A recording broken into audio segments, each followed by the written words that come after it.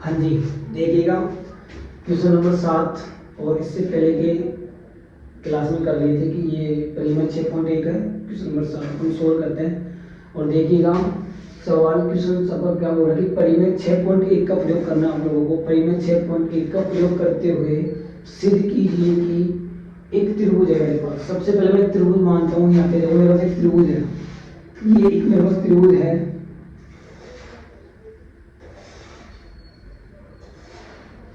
सिद्ध कीजिए एक त्रिभुज है मेरे पास ए बी और सी।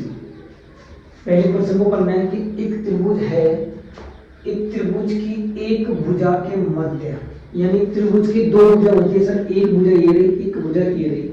इन दोनों भुजाओं में से एक भुजा के मध्य, यानी ये जो एक भुजा है इसके मध्य की बात कर रहे हैं, मध्य बिंदु होगा ए बी।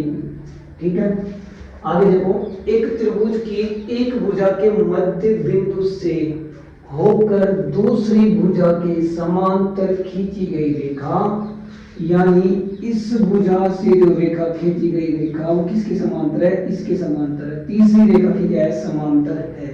अब देखो मैं आपको सोचली बताता हूँ कैसे करना है कि मेरे पास एक त्रिभुज है, इस त्रिभुज की दो भुजा होती है सर, एक भुजा ये रही, एक भुजा ये रही। बताओ क्लियर है? उसके बाद में देखो एक भुजा से, एक भुजा के मध्य बिंदु से, यानी इस भुजा के मध्य बिंदु से होकर जाती है एक रेखा, और वो जो रेखा जारी है मध्य बिंदु से होकर दूसरी भुजा के समांतर, यानी इस भुजा के समांतर, यानी ये रेखा जाएगी ये गई, यानी इस भुजा से के मध्य बिंदु से होकर दूसरी भुजा के मध्य या समांतर खींची गई रेखा तीसरी रेखा यानी तीसरी भुजा को समद्वि विभाजित करती है। यानी इसको नाम देता हूं मैं डी, या फिर इसको नाम देता हूं पी, इसको मान लो पी, इसको नाम देता हूं मैं क्यू। ठीक है, यानी दो त्रिभुजों के मध्य जो प्रतिच्छेद कर रही है यानी काट रही है उसके समांतर जा रही है, जो रेखा जा रही है वो तीसरी भुजा को समांतर क्या कर रही है? समद्विभाजित, समान भागों में क्या कर रही है? बांट रही है। क्या कर रही है? इसको दोनों को समान भागों में, यानी ये समांतर होगी किसी के बीसी के। और कौन सी थेल्स परिमेय का प्रयोग करना है? 6.1 का, यानी 6.1 परिमेय से मैं इसको सोल्व करूंगा।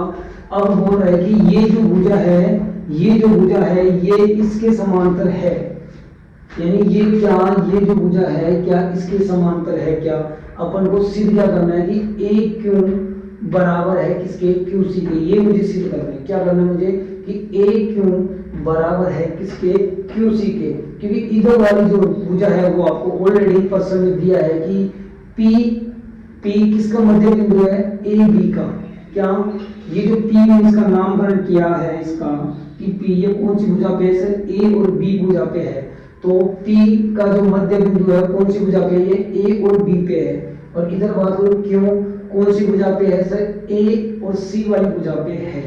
बताओ ये प्रश्न को आपको एक या दो बार पढ़ना है कि प्रश्न जैसे जैसे बोल रहे हैं आपको उस एग्जिट वैसे करना है कि परिमेय 6.1 का प्रयोग करते हुए सिद्ध कीजिए एक त्रिभुज है मेरे पास पूरा। वापिस से समझो, ये समझ में आता है, बाकी के सवाल तुम्हारे ऐसे समझ, ये वाली जो 6.1 ये समझ में आ जाएगी आपकी।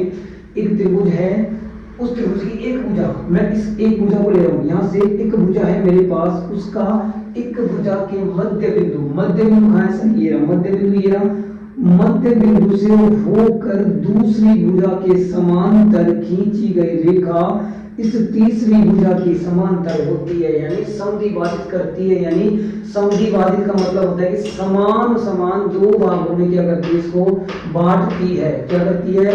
समान समान दो भागों में बांटती है। बताओ इतना क्लियर है क्या? अब देखो सबसे पहले ये वाला क्लियर हो गया। अब सर आगे करना क्या है? आगे करना क्या है कि जो अपन को दे रखा है ना प्रश्न में वो लिखना है। क्या करना है? जो प्रश्न में दे रखा है वो आप लोगों को करना है। अब मैं लिखता हूं यहां से, सबसे पहले दिया है, जो आपको प्रश्न में दिया है, जो भी है दिया है। अब प्रश्न में जो जो चीजें दे रखा है वो आप बताओ क्या है? कि मैं क्या लिखूंगी? त्रिभुज ए बी सी में, त्रिभुज ए बी सी में। अब बताओ त्रिभुज ए बी सी आपको दे रखा है ना, त्रिभुज ए बी सी है जिसमें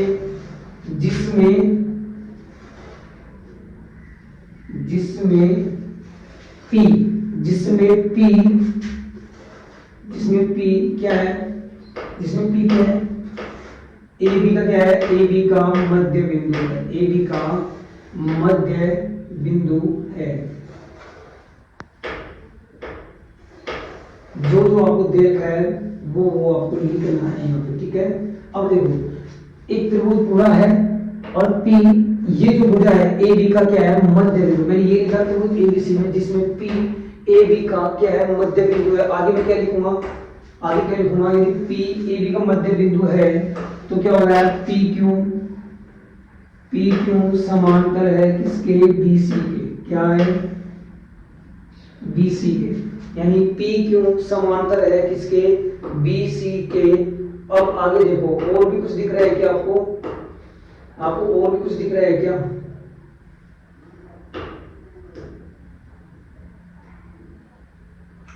आगे देखो और कुछ दे रखा है क्या, हाथ दे रखा है, यानी कि क्यू ए बी का क्या, ए सी का क्या है, मध्य बिंदु। ये भी आप इसमें ऐड कर सकते हो। और जो चीज आपको दे रखी है कि ए पी बराबर है किसके, पी बी के, यानी एक चीज और दे रखी है आपको कि सर ए पी बराबर है किसके, पी बी के, यानी ये जो भुजा है वो किसके बराबर है, पी बी के। ये भी आपको दे रखा है पसंद, क्योंकि उसने बोला आपको कि एक त्रिभुज की एक भुजा के मध्य से होकर जाने वाला दूसरी भुजा के समांतर खींची गई रेखा तीसरी भुजा के क्या होता है, समांतर। ये आपको भी दिया हुआ है, ठीक है। अब देखो सिद्ध करना क्या है कि दी गई भुजा के समांतर खींची गई रेखा तीसरी भुजा के समद्विबाहु करती है क्या। अब सिद्ध करना है आपको क्या,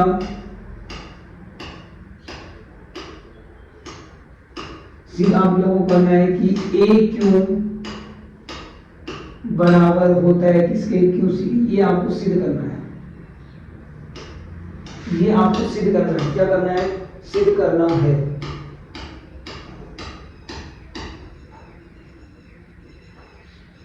बताओ इतना समझ में आया या नहीं आया, ये बताओ।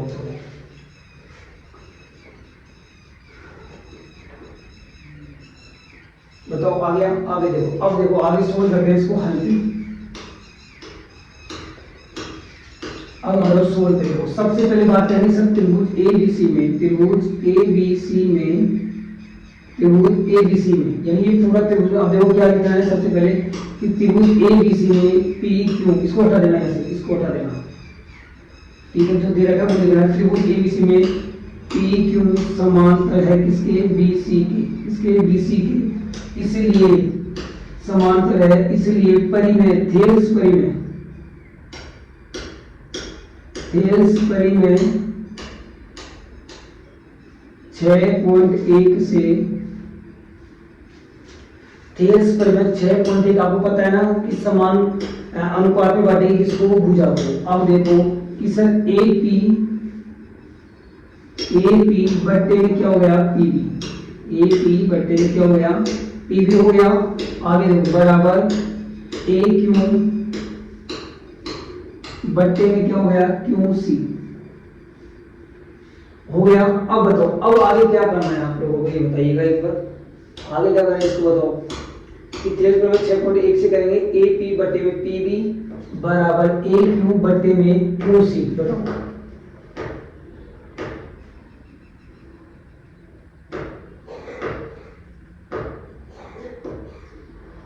बताओ। अब देखो इधर देखना, ये सवाल समझ में आया, पूरा हो गया, थोड़ा सा और बच रहा है इसमें कि त्रिभुज में दिया ए बी सी में पी क्यू समांतर है, सर पी क्यू समांतर है किसके, बी सी के। तो थेल्स परिमेय 6.1 से, थेल्स परिमेय 6.1 से ए पी बट्टे में पी बी होता है बराबर ए क्यू बट्टे में होता है क्यू सी। ए क्यू बट्टे में क्या होता है, क्यू सी होता है। अब देखो दिया है, एक चीज नजर डालो, दिया में बोला है आपको कि ए पी जो भुजा है वो बराबर है किसके, पी बी के। किसके बराबर है, पी बी के, यानी जो ए बी है वो किसके बराबर है, पी बी के। अब इधर देखो यहाँ पे आपको ए पी का मान दिया रखा है, क्या दे रखा है, पी बी, यानी जहां ए पी होगा वहां पे क्या आएगा, पी बी आएगा। अब यहाँ पे देखो ए पी ये ना बट्टे में है पी बी, तो ए पी का मान दे रखा है, ए पी का मान दे रखा है आपको पी बी, यानी जहां पे ए पी है वहां पे आपको क्या करना है, पी बी करना है। अब देखो इधर सोल्व करता हूँ कि सर ए पी के लिए क्या करना है आपको, पी बी, क्योंकि देखो ए पी के बाद में बराबर लग रहा है ना, तो ए पी बराबर है तो पी बी का मान आ जाएगा आपके पास। तो ए पी की जगह आपको रखना है क्या, पी बी, तो मैंने रखा पी बी बट्टे में पीबी। बताओ आगे क्या बचा कि सर ए क्यू बट्टे में होता है क्यू सी। ठीक है, अब देखो ये दोनों बराबर है ना, दोनों कट गए, क्या आया, कितने बार गया, एक आया, बराबर ए क्यू बट्टे में क्यू सी। अब इनको करते हैं वज्र गुणा, क्या करते हैं, वज्र गुणा करने पर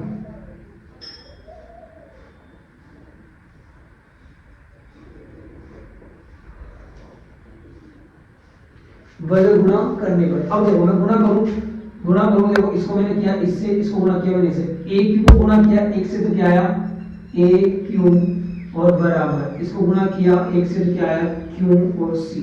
और मुझे सिद्ध क्या करना था, यही करना था कि मुझे सिद्ध करना है कि ए क्यू बराबर होता है किसके, क्यू सी के, यानी ए क्यू बराबर होता है किसके, क्यू सी के। तो ये मुझे सिद्ध करना था, तो प्रूफ।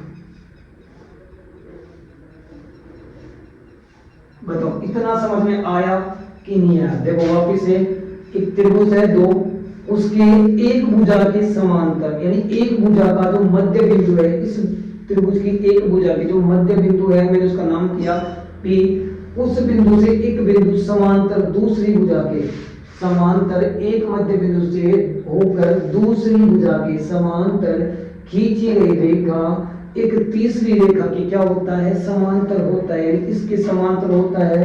तो ये जो भुजा होती है पीसी, वो किसके समांतर है, बीसी के। किसके समांतर है, बीसी के।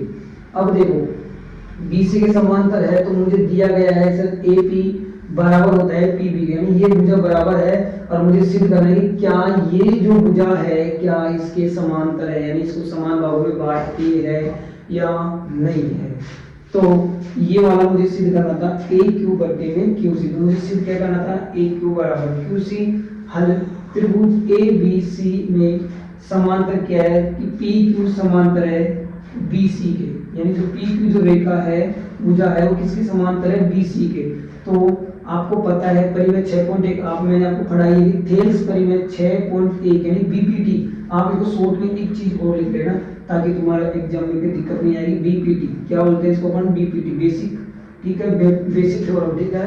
अब देखो थेल्स परिमेय क्या बोलती है कि जो एपी जो भुजा होती है किसके बराबर होती है, पीबी के। एबी बट्टे में पीबी होती है बराबर ए क्यू बट्टे में क्या होती है, क्यू सी के। ए क्यू बट्टे में किसकी होती है, क्यू सी के। तो अब देखो यहाँ पे दिया हुआ था कि जो पहली भुजा है इसकी भुजा के बराबर दूसरी भुजा के क्या होता है, बराबर होता है। तो एपी बराबर क्या होता है, पीबी के। अब देखो यहाँ पे आपको दे रखा है कि सर एपी और बट्टे में पीबी।